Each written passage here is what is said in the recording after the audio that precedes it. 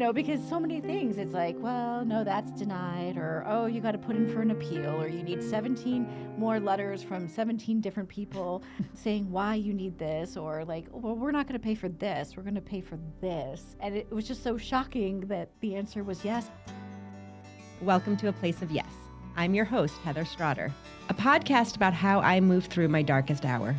And all I can say is I dug deep, figured out where I was and where I wanted to be. And for me, the answer was in a place of yes. Welcome to the show. But first, it's time for our review of the week. So this review comes from Apple Podcast. In a world full of podcasts, finding this gem feels like stumbling upon a hidden treasure. Thank you. 5 stars. This review came in last week, and I just was so touched by it because I do sometimes feel like there are so many podcasts, and how are people going to find us? And this gives me hope that with reviews and shares and people listening and talking about A Place of Yes, we might just get to the audience that needs to hear us. Thank you so much. Hi, welcome to A Place of Yes. I'm your host, Heather Strotter. Welcome to the show. So I'm really excited about our guest today. We are sitting here with Jen, who I refer to as Lizzie's mom. Yes. And as I was preparing for our conversation today, I was looking back and trying to remember when we started working together. And I found out it was 2012. So we have been working together 12 years. I know, that's insane. It is insane, right? One of the greatest things in kind of preparing for this was I was looking at old pictures and trying to find some videos and just kind of going down memory lane. And when we first started, Lizzie was tiny. I know, and now she's going to be turning 15, and she's like 75 pounds and almost as tall as me. So it's kind of crazy. When we did start, she was like this big. She was tiny, right? Yes. I have a picture of the 4 of you. So you and Mike and Emily, and both babies. And it's so funny. Like now, I follow you on social media and you guys are like traveling and doing things. And it's just been such a long road. So can you talk a little bit about when you reached out to Jake's Help from Heaven? And just for those people listening, Jake's Help from Heaven is our nonprofit. My husband and I started it when we lost our son, Jake. So Jake passed away when he was 4 years old. And we knew immediately that we wanted to help and work with families like ours and to just kind of ease some of the burden for families when they are working, when they have children with multiple medical challenges, with disabilities, with just things that sometimes can seem daunting. And we just want to kind of be there to help. You guys, like I said, reached out to Jake's Help from Heaven in 2012. Can you talk a little bit about that first time, if you can remember? If I can remember, I think it was for hippotherapy. Was it for hippotherapy? I think this will be a test for both of us because I don't actually remember this chair, but maybe you will. The first thing. Oh, yeah. The first thing was an activity chair. Yes, I remember that because they were trying to find something to have her be able to sit upright to work on head control. So it was that little chair that her OT wanted. I totally forgot about that chair. But yeah, I remember they were looking for something that they could position her to help her with her head control and to have her be able to interact because they were trying to get her ready to go to preschool. So can you talk a little bit about Lizzie and her diagnosis and just sort of, or multiple diagnoses, like just sort of that story a little bit? Lizzie has a unnamed chromosome disorder. She's missing a teeny tiny part of chromosome 9, and a piece of 5 slid into there. So when she was born, it was all a shock to us. We had no idea that anything was wrong. When she was born, she wasn't breathing. Oh. And because of that chromosome disorder, she has very low tone. So she kind of got stuck in utero in like a cramped position. So her jaw never grew out. So when she was born, she had a cleft palate, or a soft cleft palate, and her tongue was blocking her airway. It was a complete surprise to us, to the doctors. I didn't realize that. So you had no idea? No idea whatsoever. Everything was fine. She was measuring fine, everything. And then boom, Wow. Everything she was 2 weeks early. My water broke, but she was only 4.4 pounds when she was born. And we had absolutely no idea. Everything was going great. And then she immediately got whisked off from us. We didn't even see her, and they brought her to the OR to place a permanent trach. So it was unexpected, Oh, wow. very chaotic. Once they had her stable and they brought us up to the NICU, it was like, well, here's your laundry list of all the things that are wrong. Do you remember the first time that you got your letter that said you were approved? So that's what we do at Jake's, right? Like the board meets, we come to a decision, and then I send out letters with approvals. Do you remember what that I was remember it coming in the mail, and I was like, it's going to be a no. And I opened up, and I was like, oh my gosh, they said yes, because so many things. It's like, well, no, that's denied, or, oh, you got to put in for an appeal, or you need 17 more letters from 17 different people saying why you need this, or like, well, we're not going to pay for this. We're going to pay for this, and it's not really what you need, but it's what we're going to pay for. And it was just so shocking that the answer was yes. And I was like, that's it? Like, it just seemed like way too simple. Well, it's funny. I mean, you touched on everything that when Brian and I are like, when we're at these board meetings, sometimes we'll have a board member that's like, but oh, don't you think they might want that instead? And I'm like, oh, no. We are not. This is what they asked for. Mm-hmm. We are trusting the parents because we've been there. Like, Yep. You know what your kid needs, right? So Yep. we're not going to tell you have to have this instead. We know you need it. You asked for it. And if you gave us the information that we request, then that's where the original place of yes came. I would be saying it at board meetings. I'd be like, our job is to come from a place of yes. We ask for basic requirements, send us the doctor's script, have it signed, fill out our questions. And if you do that and it meets our mission, if it's giving those with medical challenges opportunities to thrive, then we are yes. And like so many times, the insurance company, they don't think about things that improve I don't want to say the patient, but the child or the person's life, as well as their caregivers, by making things easier for the caregivers, then the kid can go out or the person can go out and do more things. Yeah. I've seen things where people have gotten swings and things like that and bikes. Like, that just is giving them a quality of life that we take for granted. And insurance would be like, yeah, that's a no. Well, it's even like the basic insurance thing. Like, my go-to story always is like, for a wheelchair, it's 5 years. Mm-hmm. It makes zero sense. It's fine from 30 to 35 because you're probably not changing much. Right. It's maybe even okay from 20 to 25. But from 2 to 7, I was like, it doesn't even make sense. I know, where they like Lizzie's all legs and like she doesn't even fit in the chair anymore. It's like, so you're always buying a chair that's too big for what you need because you know it's got to last you longer. Mm-hmm. But still, by the end of the 5 years, it's too small. I don't know. I'd like to take those things that make zero sense and just have a common sense approach. I don't think I know the answer to this question. How did you guys find out about Jake's? I think it might have been our case manager. Okay. From Care at Home, who had mentioned you guys and said, well, I can apply for a grant. And I was like, all right, knock yourself out. I don't see this ending well. But little did I know. Here we are. Yeah. It definitely takes like a burden off of as you as a parent. And like, I think we try to be thoughtful in what we ask for. And, like, I think a lot of special needs parents are the same way because they don't want to waste a resource, Exactly. know, and if they're asking for it, they really need it. Well, and that's I think when we sit around the table, like, if you've gone through this process of asking for this, we know you need it, and we know that it's something that's important, and we know that it's hopefully something that's going to impact your life in a super positive way, right? Like, and you touched on something I think hugely important. I don't want to call it like the Jake's philosophy, but sort of like, it's not always about the individual, right? Like, a lot of it's about Lizzie, and it's about, a chair that's giving her good positioning, and it's hippotherapy that's helping her.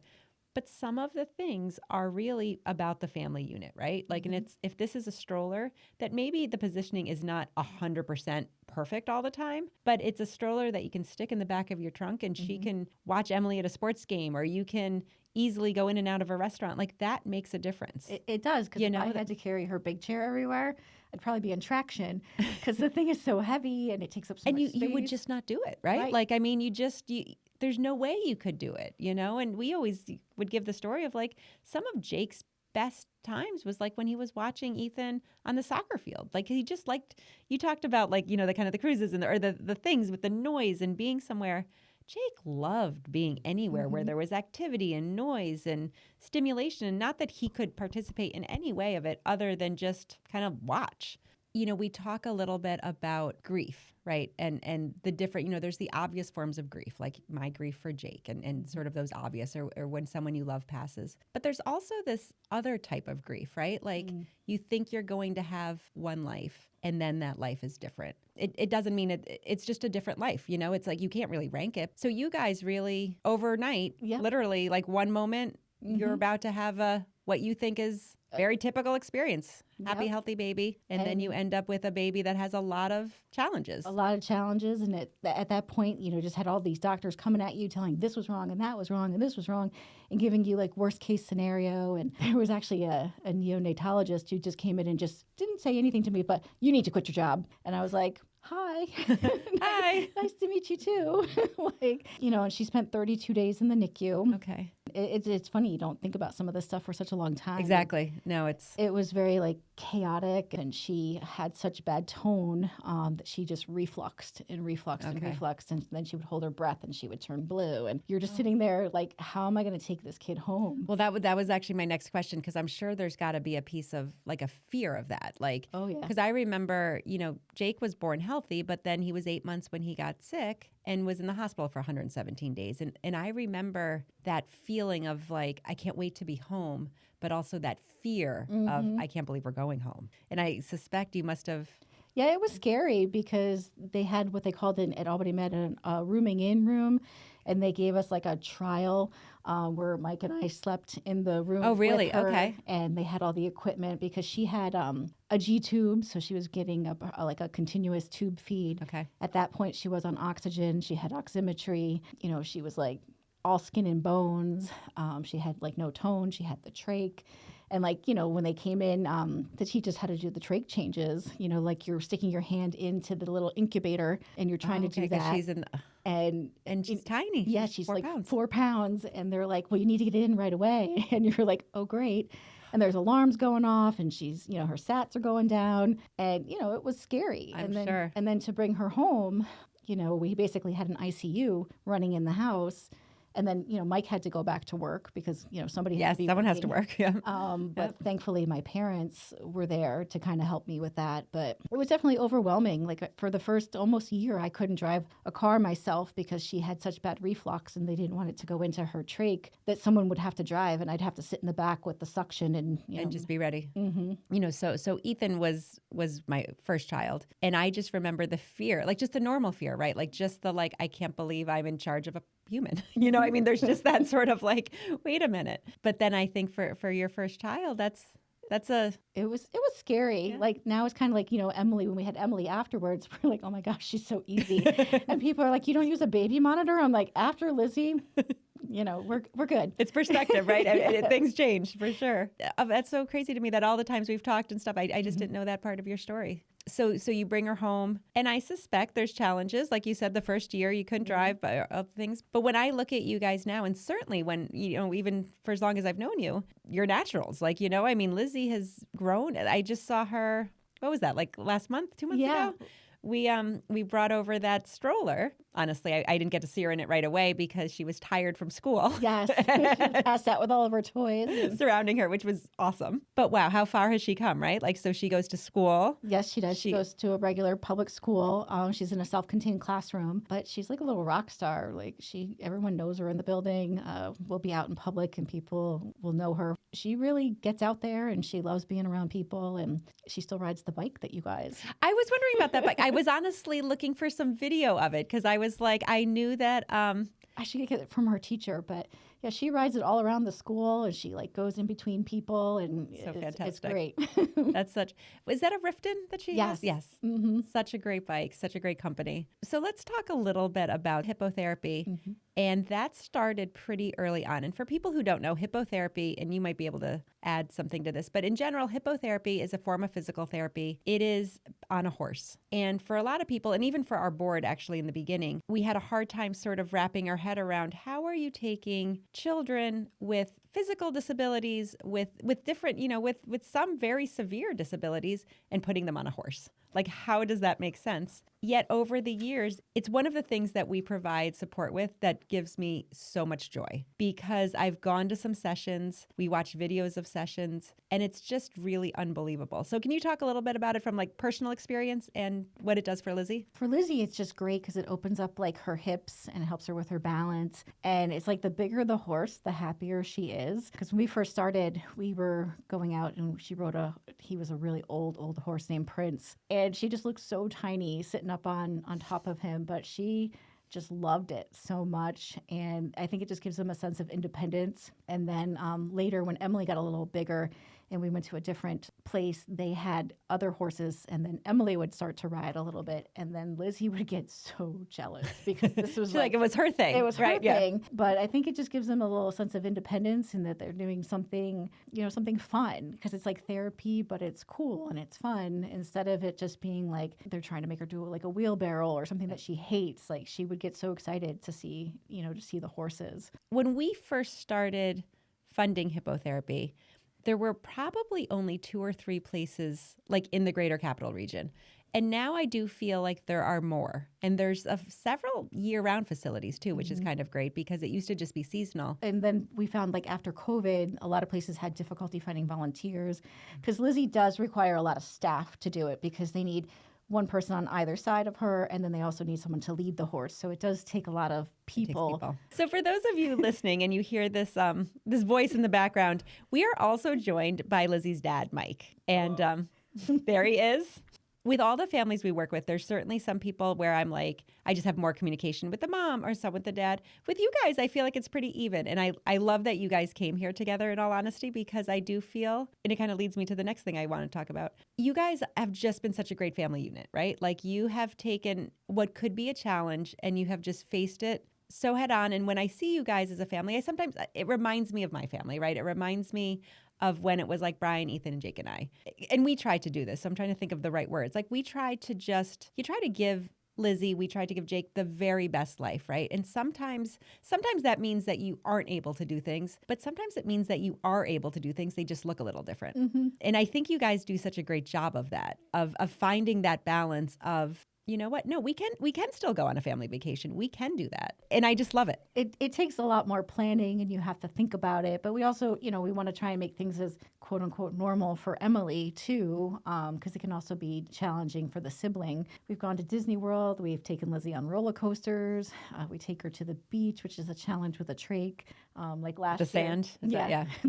Like last year when her wheel went flat on her big jogging stroller, we just took the thing that we had for the chairs and threw her in it and said, "Here you go, Lizzie," and we dragged her on the beach with that, So make it work. We figured out how to be pretty creative, and at the Emily's dance recitals, Mike Velcroed Lizzie to a chair to keep her. Well, I definitely want to hear a little more about that because that sounds awesome. You got to do what you got to do. Absolutely. I think, Velcro, right? Like it's kind of amazing what Velcro can do. Yeah. It was like a Velcro belt, and it was like he made it like a seat belt for her so she could sit in the chair and watch. That's great. Because there wasn't any more handicap seating, so we had to do what we had to do. Well, we have one family that brings their special tomato chair literally everywhere with them. So you just figure out how to make it work, right? Yeah, if we go into somebody's house that has stairs, we carry her up like she's like a queen, and she thinks that's great in her chair. Like, do you think that Emily has a unique perspective because of like how is her relationship with her sister, and how do you think Lizzie has impacted and it's hard because that's all she knows, right? That's all she knows, but I think it's made Emily more independent. I think it makes her more responsible. She kind of like mothers a lot of her friends, like watches out for them, and she doesn't like to show it to her sister, but she definitely, you can tell that she picks up on other things and taking care of people. She mothers her her friends and like she won't admit it, but she's always like on her friends about we have gates everywhere. We're like live in a gated community because we have a lot of stairs. You wish the best for your kids, right? Both of them. I have always said though that I feel like Ethan, being Jake's brother, has just, and who knows, maybe this is who he would have been anyways. He has like an independence, a caretaker-y part of his personality, a compassionate part that I don't know if it would have been there otherwise. He's in college now, but he sometimes still has that like caretaker role where he'll help friends when they've gotten themselves, and he's just there for them. And it's a hard lesson for our kids to learn, but it's a good lesson, and it's a nice lesson. And also like, we always think about like the people that we never would have met if it wasn't for Lizzie, like therapists. So I'm sure in those beginning years of like early intervention, right, when there's just people in your house all the time, that has been that's come up a couple times in these conversations, and that's just. It's hard, right? Because it's almost like your entire life's on show sometimes, or like on display for people. And we had nursing until she went to school 40 hours a week in the Okay. house too. So it was both a blessing and, then there were days where you're like, get out. Yes, I just want my house. Yes. Like you felt like you didn't have any privacy Yep. or anything like that, but it was the only way that you got a break, the only way I could go grocery shopping. Or and know that she was going to be okay. Yeah. But it was hard because you always had like a schedule to keep And sometimes I remember like I'd be at like the playground or something and Ethan would want to play and I'd be like, oh no, we have to get home. Jakey's got PT or got OT. Like there's always this. Yeah, Emily used to steal their toys. Like, so they'd have to bring a bag for her when Yep. she was little and then a bag for For the work Lizzie. with Lizzie. Yep.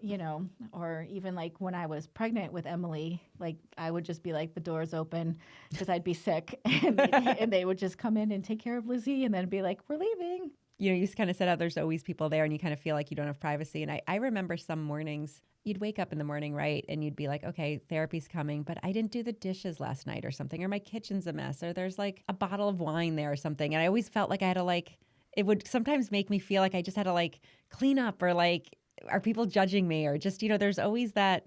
You're for a while there. It's like you feel like your home is not your home. And then you get to the point where they are like family and you're like, it is what it is. Yeah, exactly. And they were all such wonderful people. All the therapists we've had in early intervention and at the school district, they're just very loving, kind, passionate people. So let's talk a little bit about how you transitioned. So she's in school now. Mm-hmm. She's at the middle school. Technically, she should be at the high school, but she's still at the middle school. As a mom, as a dad, how does that feel? That's a lot of trust. Yeah, it's taken a while. There were definitely, a lot of things we had to kind of iron out and work out. But, when she went to preschool at the Center for Disabilities.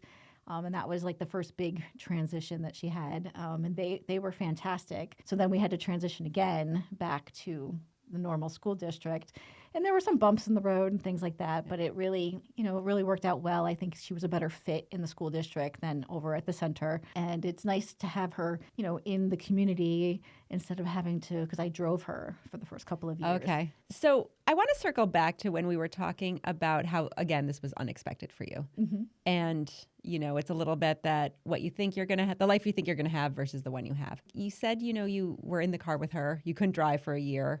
What other things? Were you able to go back to work? Did this impact friendships? And, I imagine you guys thought you were bringing home a healthy first child and X, Y, and Z would happen, but it likely didn't. It definitely changed the plan that I was going to have for going back to work. I do work because it's so hard to find people to take care of Lizzie.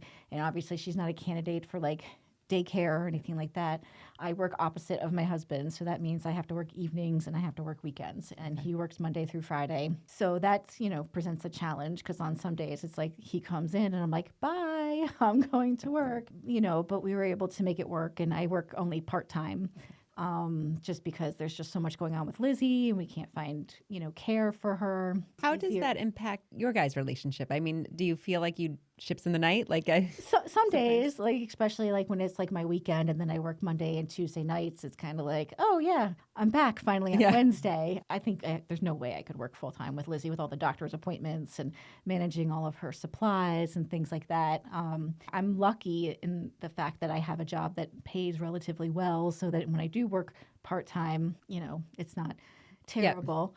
As far as friendships and things like that, I think in the beginning it was really hard because at that time, as I'm sure with most of your friends too, everybody was having babies at the same time and everyone's having, their play dates with their typical neurotypical children and they're talking about how their kid's splitting the atom and you're like, wow, my kid held her head up for 3 seconds today. Yep. And it's hard sometimes not to be upset by that or. Well, it's you don't want to say jealous, but there is a piece of that. I feel right? I mean, Yeah. or at least for me, there was definitely I even now hate saying that out loud. I always worried about oh, I don't want to hurt Jake's feelings. You don't want to hurt Lizzie's feelings. You don't want them to feel less because they're not. They're everything they're supposed to be. Mm-hmm. But there is that feeling sometimes of just why me? Yeah, and for a while that it was hard for us, but then you're just well, this is who she is and we can be upset about it or we could, move forward. And I think that's just something that you have to kind of go through. You kind of set me up perfectly there. So, so as the podcast is called A Place of Yes, the reason I got there is because of exactly what you said, right? You can live in this place where it's just sad and it stinks and everything kind of sucks, right? Like, because it's very easy to get there. It's easy still to get there. But I also, for me, it became really important to just very consciously not let myself live there. And for me, especially early on, it was mostly because of Ethan, right? Because I had to still be a mom, I still had to do these things. But also it's just, life is just better when you don't stay in the why me or the negative or the jealousy or whatever those feelings are. It's not that they're not there and it's not that they're not real, but you can also make this sort of pivot or this choice to sort of look at what you got. Yeah. And I think the first time we went on vacation with Lizzie, you kind of felt like, oh my God, we did it. Like we actually did it. We went somewhere, we had fun. I mean, we had some bumps in the road. She got sick and we had to have the oxygen concentrator like mailed to us overnight from the vendor. But But you figure it out. We figured it out, and I will say nothing makes you more more of a problem solver than having a child with medical issues or like special needs. Yep. Right. You can. I feel like I can get to the bottom of anything from those days. Right. Like you're just like, all right, like, who's open? Who's going to figure this out? Someone's going to bring it to me. I know. You're like you'll figure it out. I mean, we've done that all the time, everywhere we've gone. We had to be like, okay, how do we work around this? Oh, there's stairs. Okay, you carry her. I'll carry the thing down. Or like the first time when we went to Disney World, when we won those tickets. Oh, so let's tell that story real quick. One of the things I love about you guys is for so many years too, you have always come to our family fun day. So Jake's up until last year, we would have a family fun day, and that was our primary fundraiser. And Mike, I think you even spoke at it once for us. Yeah, you were our speaker. You guys often came as a family, and your father even came a couple times. And we would always have these great raffles, right? And one year we had, was it 4 park hopper passes? Disney donated 4 park hopper passes. You guys won. Yes, we did. Because it was, I think Emily was about a year and a half old, and we wanted to go to Disney World, and we kept asking. And Mike was like, no, that just sounds like too much work with Lizzie. And then we were like, but they have the raffling tickets. And he's like, well, if you guys win, we'll go to Disney World. So Emily and I took our You probably felt tickets. You probably were safe with saying that too, right? Those were big events, lots of people. What are the odds? Well, so we just took our handful of tickets and we shoved it right in the bag right before you guys drew them.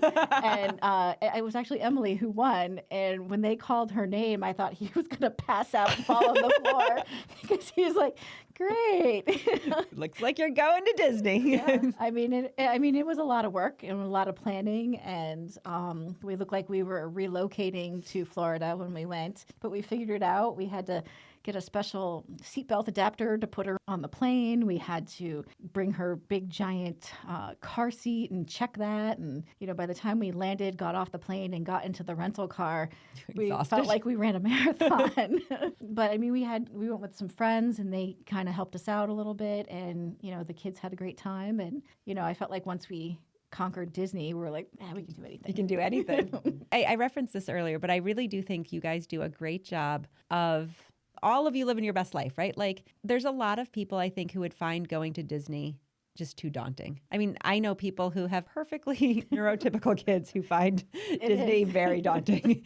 So, throw in a trach, throw in all the equipment, throw in all of those things. But I think there's something so inspiring, for lack of a better word, for you guys to do that. It's figuring out what you need to do, kind of making a checklist and making sure you do it. And I just think it's like just good for you guys. It's so great. And it's so great for Lizzie too, right? Because she loved it. I'm sure she did. What's not to love? I mean, I'm a Disney fan, so I think Disney is the greatest place on earth. So let's go back to that idea of grief, right? So there's the obvious grief, and then there's this grieving the life you thought you were going to have.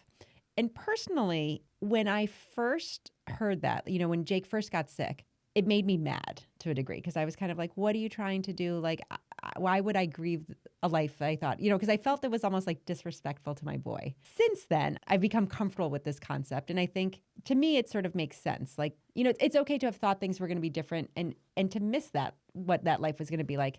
That's a long-winded way to start this. But do you have that? Do you still experience those kind of thoughts of like, I think so, too, because you think like all the things that I see Emily doing that you're like, well, Lizzie's never going to be able to do this. Like, she's not going to go to a school dance, or she's not going to, really graduate high school. Yeah. She's not going to go to college. She's not going to Go get to the married prom or or yeah, the yeah, prom yeah. or, Yep. and then there's also the whole thing that you worry about, well, what's going to happen to her when we're gone or we're unable to care for her any longer. Well, that's like, I mean, I remember that feeling, right? Like that's like a constant pit in your stomach that just doesn't go away. Because nobody's going to care for her the way that we Yep. care for her. And then it's like, well, Emily will still be here, but would that be am I placing a burden on her Yep. to be responsible for her sister? And that's, because that's a lot to ask. It's a lot. Those are really real questions, right? And not that you live in those moments all the time, right? Because you can't. Right. But they're very real. Or when they're like, oh, you better start thinking about, you have to apply for guardianship soon. Or,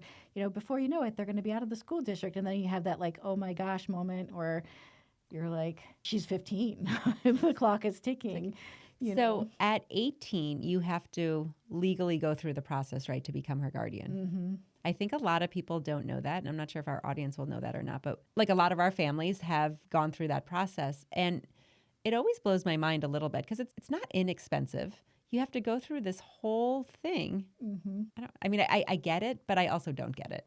And it's like just one more thing adding that you have to do when you're caring for someone, just so you can continue to care for them. Yeah. And it's because absolutely nothing is going to change, right? Between 17 and 18. Mm-hmm. It's not all of a sudden she is going to I know walk out the door and say, "See you guys." When we first started Jake's Help from Heaven, we obviously were thinking primarily kids, right? Because Jake was 4 when he passed, and it just sort of seemed where we were. But we, over time, have realized that it's not kids, it's individuals. And it's a little bit why we changed, the semantics of it, of not saying children and saying individuals. For the kids we work with, for kids like Jake, for kids like Lizzie, the struggle and the issues and those things remain, and in some ways may even get more challenging. Because like you said, there's once you are age out of the school program, then what do? There's just different things to face, and we see it now because we've been around since 2011. And sort of the same way we're talking about like, oh my God, she was so young and now she's going to be 15. We have some of those individuals who are older, who maybe started with us when they were 10 or 12 or 15. And now we are, still working with. Or like, and I also think another thing that you kind of maybe, I don't know if grieve is the right word, but everyone looks forward to their children like growing up and kind of moving out, and then you can kind of go back to doing things that you want to do. Yeah. And it's like, that's kind of frightening because, is that even an option for us or would that only be an option if Lizzie were to go into a group home? And and those are hard ones too, because the flip side of that is, Brian and I are right now, we're empty nesters and we're trying to sort of embrace it. But even that, for every trip we take, for everything we do, for every moment we enjoy, it doesn't go away, right? It's at a cost. Like it's definitely we'd give anything back to still be, tethered down to the house or whatever. So we are actually going to include Mike in the conversation. You've heard him a little bit like popping in and out, but now he officially has a microphone. So Mike, do you have anything to add in terms of what we've been talking about? Sort of this grieving the life you thought you were going to have. Well, you're living the life that you have, kind of this juxtaposition. Well, I think especially like you said, because it was our first child, we had expectations of being the normal first-time parents, learning as we go along. With Lizzie, we had to learn a lot of things that we weren't, ready for. So, and you can't really stop and actively grieve because you have to keep going and taking care of her and what's the next thing. And it's not like you can just stop and pause and take some time to come to terms with everything. So like Jen said, in our own way, we've just, let's figure this out. Let's find a way to make this work. We were talking about, not taking away joy from other people, when other people have children. And, I hear the question, I'll just be listening to people talking and they say, oh, are you going to have a boy or a girl? And somebody will say, it doesn't matter as long as it's healthy. And I don't ever, I don't say anything. I don't get offended. But, part of me inside is just, it hurts because that's what you wanted. And it's not jealousy. It's just grief. I think you're grieving for, I wish we had that experience. I wish we could have, been the normal bumbling parents trying to figure out giving Lizzie the first bath in the hospital. We were terrified, because of the trach, the water, you can't get water near it. And like Jen said, the trach changes. It was, our hands are shaking. Like, they're like, oh, if you don't do this right, she won't be able to breathe. I think you were saying that it can affect relationships. Like this could have ruined us. You know, we couldn't let it, like, you know, we have to do for Lizzie, we have to do what we need to do. And that's what you do as a parent. You do what your kids need. So obviously you're happy for other people when they have, you know, a happy, healthy baby and everyone's doing well, but it's, you kind of think about what we missed out on. It's so hard because, you know, people, or at least I choose to think no one means to be hurtful, right? Like, and you don't know until you know. But as soon as you said that, I know that feeling. You just, you know, what do people say all the time? I just want a happy, healthy baby. It does. It feels different because it's a privilege to get that. I also hate this, but I've kind of twisted it to be like when people say like, oh, you're so strong. How do you do it? You know, you were chosen, da, da, da, da. Like all these things, you're like, I roll. But I do think there's some truth to it because not everybody could do special needs parenting. Yes, every parent's job is to kind of keep their kids alive, but ours is harder.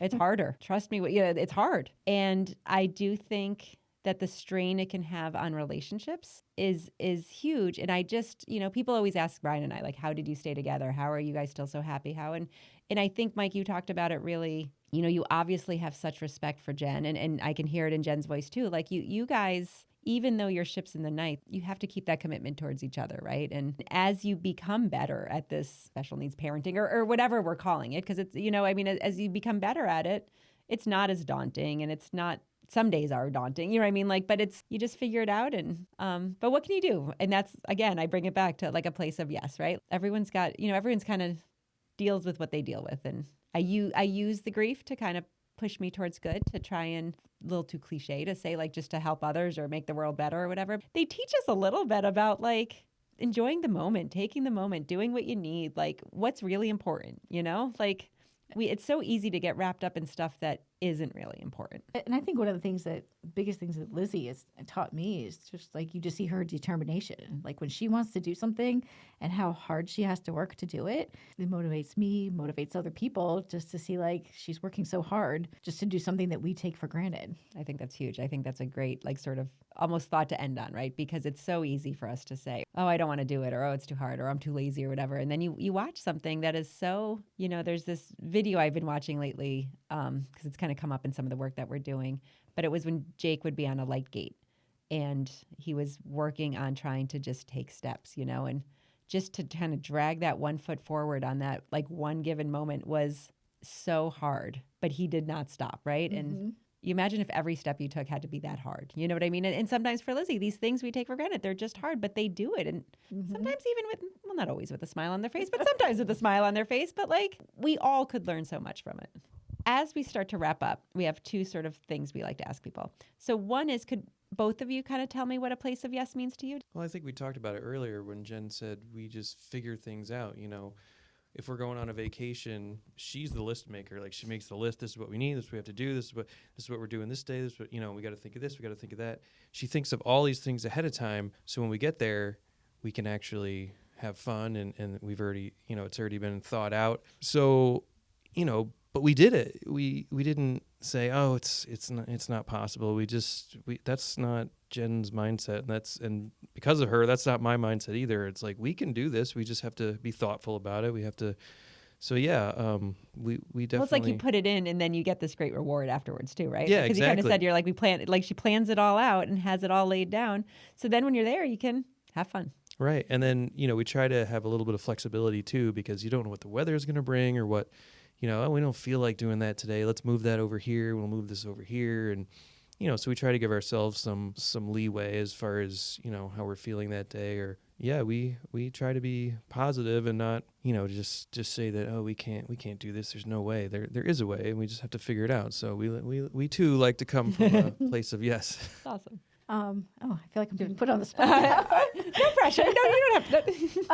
I guess I kind of feel like the same way. It's just, you have to just realize that anything that comes at you, you have to figure out a way around it. Like even from everyday things, or, you know, going over to see family or friends, like we just have to figure out a way and make it work. You just make it work.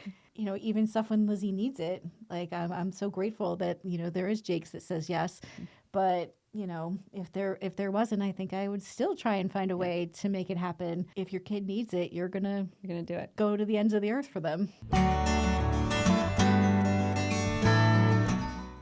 So we have been doing this final segment where it is Ask Heather Anything. Ask Heather anything.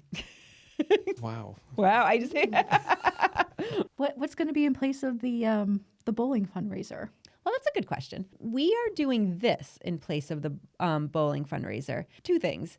One is we had a really good run with that, right? Like it was the family fun day was super successful for us. It was really a great event because we had our families, we had our donors, we had our friends, all of those things. But it started when Ethan was in kindergarten, and it just felt right that it should end when he graduated high school. Like I got kind of fixated on that. And I also get fixated on ending on a high note. Like I just was worried that what if this stopped being successful? And then I would just be too sad, right? Like I needed to end when it was still good. Fundamentally, I was like, people come out and support Jake's. They support the work we do. We have been really blessed to have sponsors and donors who get behind us and really donate to our cause so that we can come from a place of yes, you know. And I think I even say that to when I'm meeting with people, like we would hate to have an application come in that we know this family needs and have to say no because we don't have enough money, and we're worried that day may come. I was like, are people really giving us money because they want a logo on a shirt, or are they giving us money because of our work?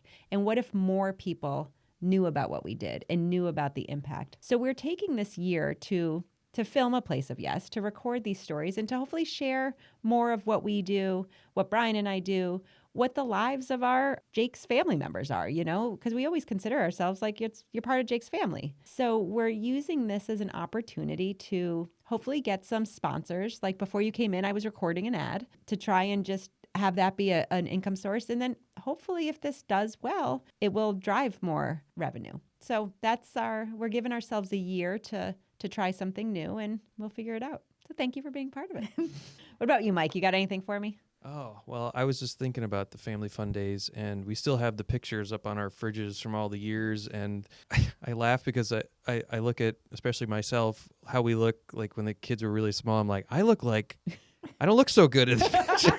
And then the later years, I'm like, oh gosh, I look a little bit better there, a little more put together. So thank you, Jen. Thank you, Mike. Thank you so much for being a guest on A Place of Yes. I Thank you for appreciate it. having us. Thank you. Thank you for listening to A Place of Yes. Please follow us wherever you listen to your podcasts. Please subscribe to our YouTube channel.